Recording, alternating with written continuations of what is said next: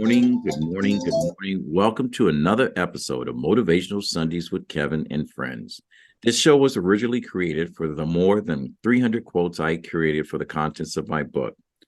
I was always curious after studying human behavior, how quotes landed from one person to another. What were there words that just lay there on the page, or were there conversations to be had? We meet every Sunday at 9 a.m. Eastern Standard Time. Hi, my name is Kevin McLemore. I am your host. Today, I'm joined by Mr. Otis Spencer, actor extraordinaire, writer, you name it, he's done it over in Boston. And we have the king, Naheem Garcia. You've seen him with Julia Roberts, Denzel Washington, you name it. He's in the movie Hocus Pocus 2. He is my brother from another mother to love you like there's no other, Naheem Garcia. And today, we like to bring you a very special quote in the conversation. It's a conversation that needs to be had with both young and old. So, Otis, if you don't mind, if you deliver for our audience today's quote. What you spend most of your time focusing on will create the life that you want as fact. And Naheem, I know we've had conversation earlier on this, and you've been working hard. We know the actors strike, the writer's strike is in full force right now.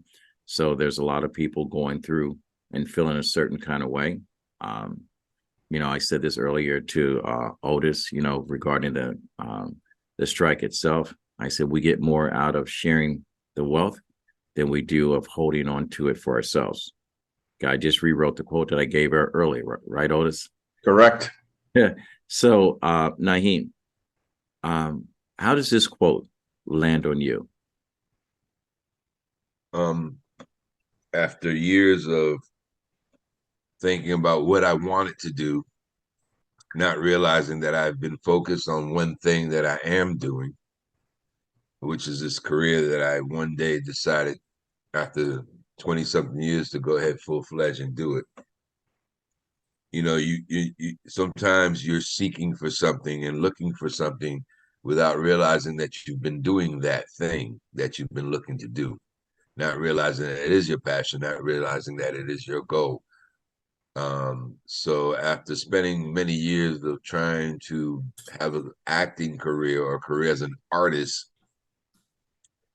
I focused on it without realizing that I wanted to do it, and I was doing it. I want to be an actor, I want to do this, but no, you're doing it.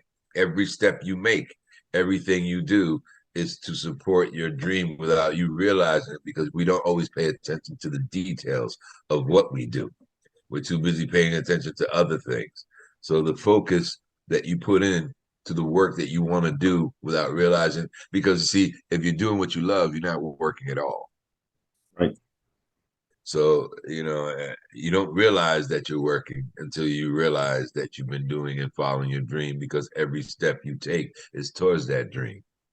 Through that.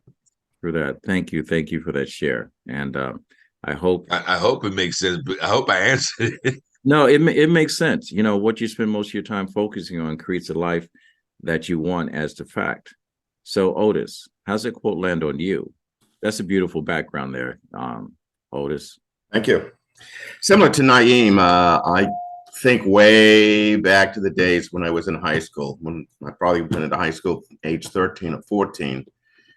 And the very first show that we did was Guys and Dolls.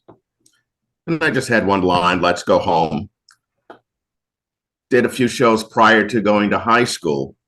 But before I finished my freshman year, I said, this is what I want to do. I participated in most of the shows, directed it, was able to direct a one-act play, did things for special events, to the point where I ended up getting my degree from Ithaca College with a degree of Bachelor of Fine Arts in Acting and Directing. Came home, said, what am I going to do? I don't want to do a regular job. All I want to do is act. But then I had to realize, hey, I have to do something on top of that. But I still kept my focus. And then looking at my friends from high school, my friends from college, they all let that dream go away. And here I am today. Yeah. And we're glad Right. that you're here. We are very glad that you're here. So this quote is one of the 300 quotes that I've created for the contents of my book. And every now and then I look back, or every now and then I repeat the quote, not knowing that I had written it down somewhere in my past. This week, I'm celebrating another year of being in the fitness business, but I am privy to different experiences for 12 hours each day, working with both young and old. And what really troubled me, and why I thought this quote, we needed to give it life, is because I'm concerned about our children. Yeah. I walk in every single day when I see a 8 or 9-year-old girl in a crop top and booty shorts and walking around, with her cell phone in her hand, never looks up and whatever, I become concerned. When I have a young lady that is that 1% of probably one of what we would list as one of the most beautiful people, say that she had been rejected because a boy said to her he didn't like brown girls, and it broke her heart. She didn't realize that opportunity is going to be plenty for her. She is not only academically sound, she is at 16 years old, will be starting her own business because she created a product and they're manufacturing as of today. She will be in the front of line of what life is going to have to offer. I look at young boys every single day. They're altering their human anatomy by substance. Yeah. In order to be that cartoon character, that Marvel character we see in grown men that have developed their bodies to the extremes, trying to mimic those and not realizing the health risks that they're embarking on.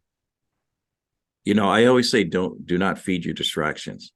What you spend most of your time and thinking about and focusing on, the earth, this energy will bring into your life. If you think you're never going to have a happy marriage and that's the way you function in life, don't be surprised when you don't have a happy marriage. When you spend most of your time wanting for a job opportunity, but you never show up to work on time, don't be surprised when the opportunity doesn't present itself. I can go on and on. I can say, do not feed your distractions. That little appliance that we have was originally designed for convenience. Because of profit, it is designed to train you in order for you to be a forever consumer of that appliance. And I'm talking about your cell phone. So I don't know how the general public is going to interpret or how this quote is going to land on you. But if, Otis, you can repeat this one more time for our general public and our listeners, I want you to think about this quote. And if you are part of the problem, it's time to change. If you're part of the solution, then share this podcast. Otis. What you spend most of your time focusing on will create the life you want as fact. Just think about this, people. Just think about this. I want to thank everyone for your time, for making time and space for this podcast. We appreciate. We're coming up on our soon in the next couple of weeks, our 100th episode. Hopefully we'll have something special for everyone here on the panel, as well as our listeners. We meet every Sunday at 9 a.m. Eastern Standard Time. If you like what you've heard and or like to be a part of it, go to info@rmkproductions.org.